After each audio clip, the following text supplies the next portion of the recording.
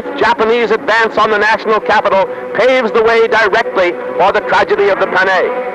Shanghai captured, the Nipponese invaders strike westward with incredible speed and soon are pouring shells and air bombs into Nanking. The defenders bravely ignore a Japanese ultimatum calling on them to surrender.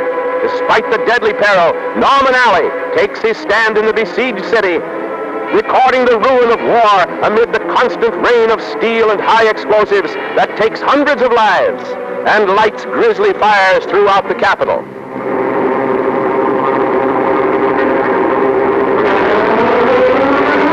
The Japanese force the Kunghua Gate, but the bodies of China's soldiers and civilians bear grim testimony to the bitterness of their opposition. The city is ringed by the glow of 100 flames that seem funeral pyres in honor of the heroic or the helpless dead. The invaders scaled the walls at night, planting machine guns and light artillery that raked the town by day. Horror piles upon horror, and one pitiful scene surpasses another.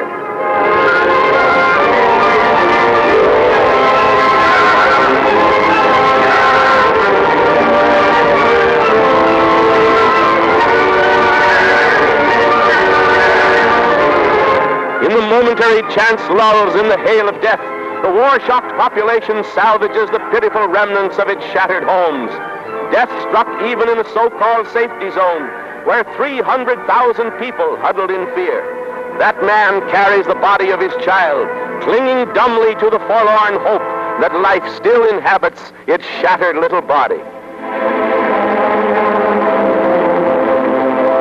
Day after day, the fury of war sends new hordes from corner to corner, laden with rags and tatters of their broken lives. Standing offshore from the doomed city is the United States gunboat Panay of the Yangtze Patrol, our officers anxiously scanning the waterfront for signs of American refugees. The Panay is the only haven of safety left to Americans trapped in the burning and besieged Chinese capital. Lieutenant Commander Hughes, the officer pointing, and his subordinates, Lieutenants Geist, Anders, Grazier, and Ensign Beworth, are destined in a few hours to add a new chapter to American naval heroism, along with the ship's crew, including these picturesque whiskerinos. This form of facial adornment is quite unusual in the United States Navy. It is a special mark of distinction on the Yangtze Patrol. These jolly fellows little know what's in store for them: wounds, hardships, and for some, sudden death. Fleeing from the beleaguered city, a number of Americans and others arrive at the riverside, hoping to get aboard the Panay. Newspaper men and newsreel men who have remained to the last. Ironically enough, there to find that their feeling of security under the stars and stripes is destined to become a mockery. Among the little group is Sandro Sandri, an Italian correspondent who is destined to meet death aboard the Panay. Weldon James, frantically waving his handkerchief, finally attracts the attention of a lookout, and help is soon on the way. Captain Hughes personally takes command of the launch that goes to the succor of the correspondents. The stars and stripes are prominently displayed on the small boat speeding to the rescue of the refugees. The fire in the city is spreading rapidly, and now the captain aims to evacuate every American from the danger zone immediately.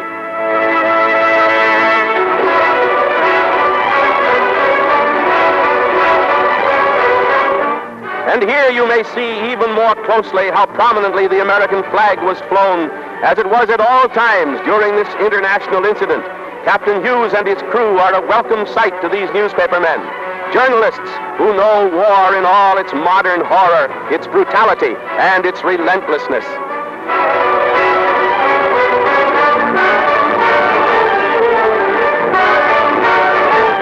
So now to board the Panay, and what they thought would be complete safety.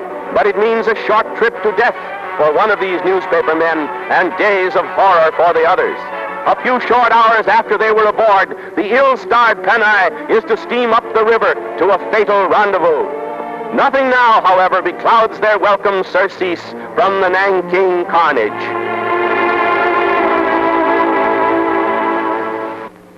Eyes are bright this Sunday morning, and danger seems to drop behind with every foot of progress the launch makes towards the gunboat in the stream. As the troubled shoreline recedes, there is the glint of sunshine on the water and on the flags that mark the Panay's nation.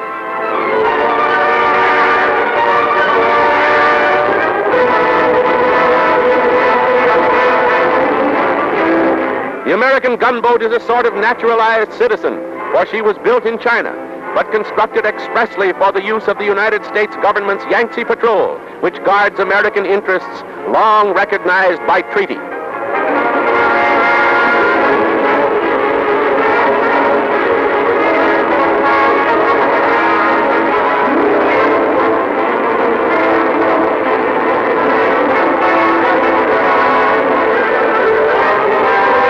The newspaper men once more set foot on what to most of them is home territory. Jim Marshall of Collier's Magazine is there, and Weldon James of the United Press. Two Italian newspaper men accompany the Americans. Preparations are rushed to evacuate the American embassy in Nanking. Diplomats representing the United States government suspend their difficult tasks, for a while at least, pack important state papers, and head for the Panay in cars prominently marked with the American colors.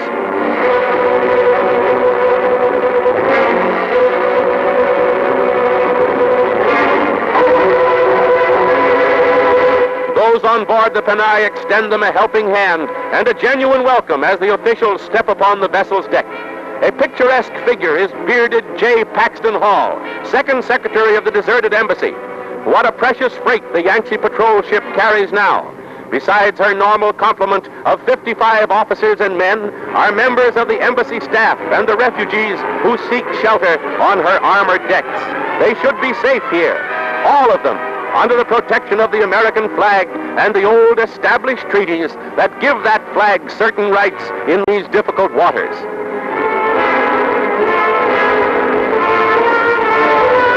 Japanese planes and artillery fire make the vicinity of Nanking a place of danger, even for neutral vessels in midstream.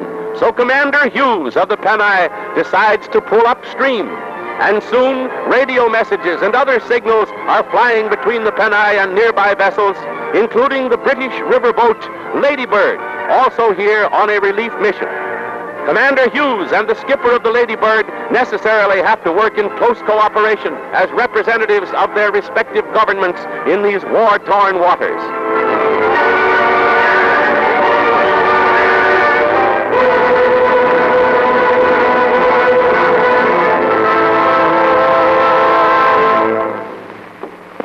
Finally, the Panay sends up her flag signals to tell the world she's getting away from the inferno that is Nanking. So it's anchors away.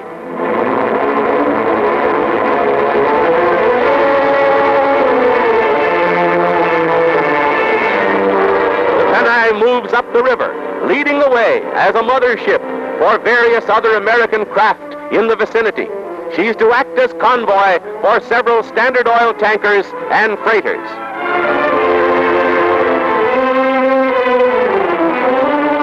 In far-off Cathay, carries on in her double mission of mercy and national prestige.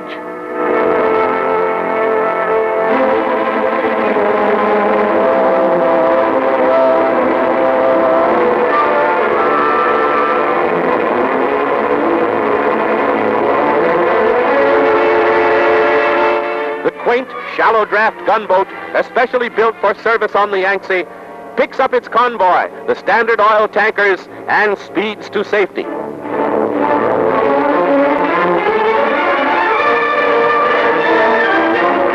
A Chinese hitchhiker, the native laundryman who serves the Panay, decides that hooking a tow is the quickest way to get out of range of the Japanese shell fire. Far from the terror of the Japanese crossfire, the Panay finds what is thought to be a quiet, restful place. All about the American gunboat in her upstream haven are other vessels crowded to the gunwales with refugees, most of them Chinese employees of the Standard Oil Company. One boat with crowded decks looks more like an excursion steamer bound on a holiday than a mercy ship bearing scores from scenes of strife and desolation in the unhappy city. A warplane circles overhead, a sight so usual these hectic days that it's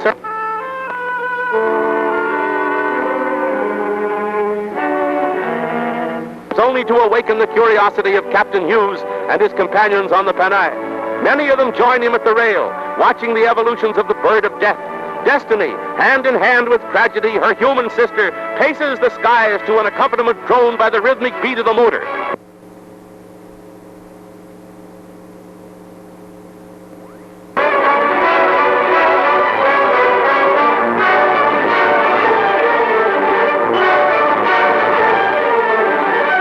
A quiet Sunday afternoon, shortly after lunch. Officers of the Panay and several of the refugees are chatting in the wardroom when suddenly planes appear. The ship has been bombed by Japanese Navy planes. The call to battle stations, and the Panay crew rushes to defend their craft against the sudden, unwarranted, unheard-of attack.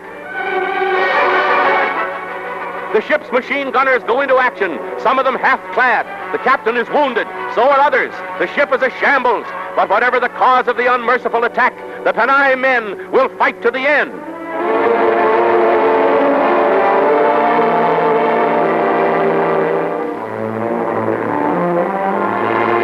She's vitally hurt.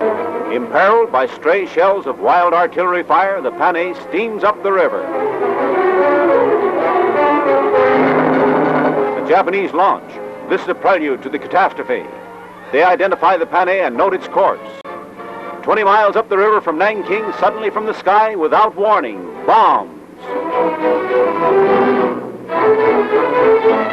The gunners fight back at the assailants from the sky. No panic, just Navy discipline. On deck, men fall stricken as the bombing continues.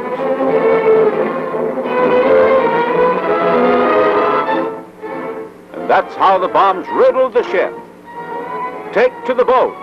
That's the order after half an hour of incessant bombardment.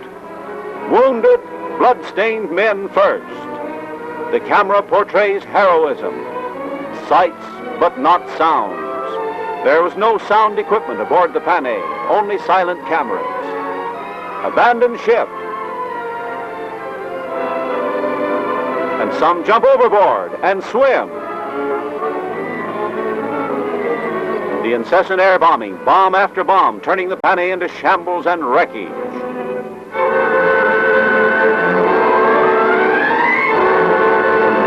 The last lifeboat, a motor sampan steering for the nearest land, and an oil tanker.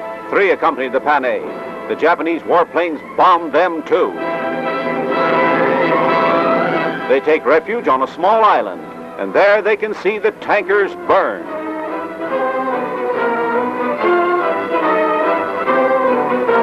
The well and the wounded on a deserted shore while war is flaming.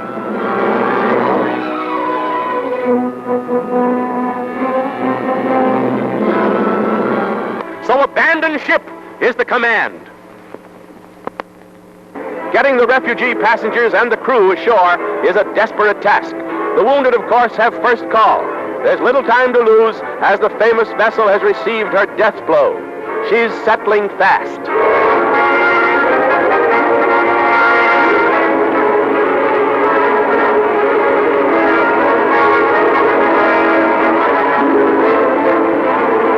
Other Japanese planes have joined the fight with bombs and machine guns. Even the loaded lifeboats are targets for the war-mad Japanese machine gunners. The riddled Panay bears her wounds bravely, but she is doomed without question. And now we go ashore with Norman Alley in one of the last boats to leave the ill-fated ship.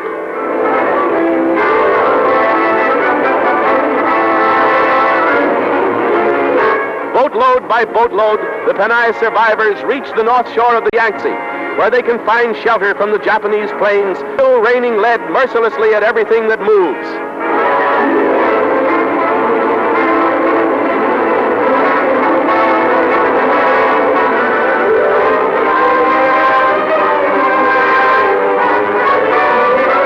Alley exposes himself to film the final moments of the gallant United States warship. And minute by minute now, she's nearer her end as she rapidly takes water and settles lower and lower.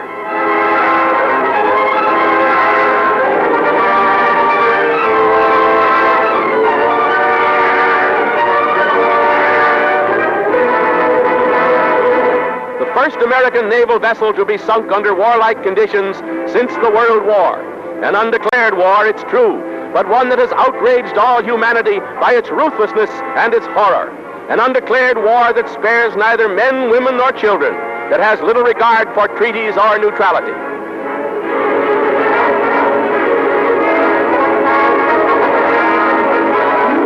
One of the Standard Oil boats was beached, and 2 others bombed and destroyed in the savage attack. And finally the Panay rolls over on her side and goes down in 10 fathoms, goes down with her colors still flying, hanging in shreds from her gaff. It's an event that has shocked the world. Japanese forces are combing the river and the air. Panay survivors, virtually helpless ashore, take refuge in the tall reeds that line the river bank.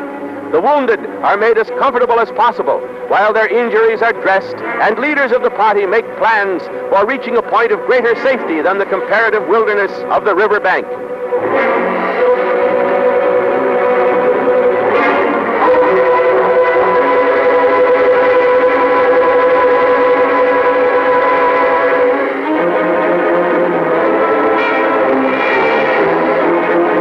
Electrician's mate C.H. Burke of Malacca, Minnesota, plainly shows the buffeting he got in the vicious engagement on the Yangtze. A piece of steel tore the throat of John Henry Lang, chief quartermaster, whose home is in Long Beach, California. Lang is pretty badly hurt, but he's taking it as stoically as his fellows, naval as well as civilian. The conduct of all draws from Captain Hughes the statement, "In my opinion, everyone acted with fine courage and initiative." And the commander's commendation goes out to crew and passengers alike.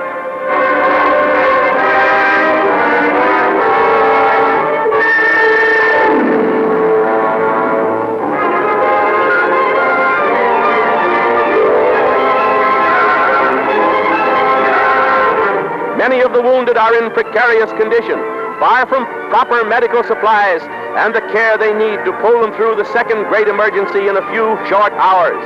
The nearest settlement from which help may be expected is miles away from this spot and several miles inland from the river. The wounded can be taken along the river in boats, but any kind of movement is dangerous for Captain Hughes with his shattered thigh and for the Italian journalist Sandro Sandri, whose wounds, like those of storekeeper Ensminger of Ocean Beach, California, are extremely critical.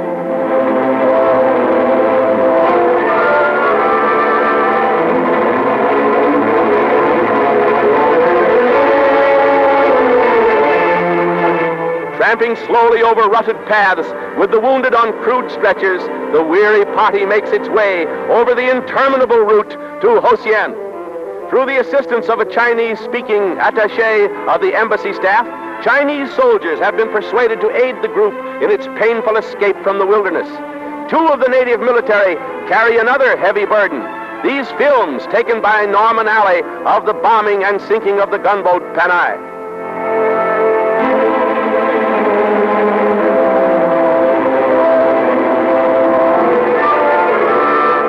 Ragged band presses on, eager only to find medical aid for their even less fortunate companions. But for 2 men, Ensminger and Sandri, the effort is useless. In the village of Hosien, their wounds prove fatal. And their amazed survivors learn for the first time that Japan and America are not at war. The next stop is the town of Hanshan, and the weary band of survivors finds the first real rest and security since they were bombed.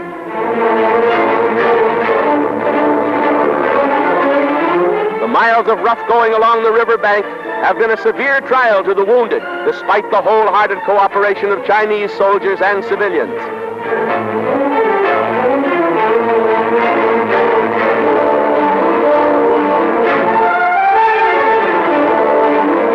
With all of the officers of the Panay wounded, Captain F.N. Roberts of the Army, military attaché at Nanking, takes charge of the party, and after all the wounded have been attended to, he arranges for the party to be transported back to the Yangtze, where they can be moved to Shanghai.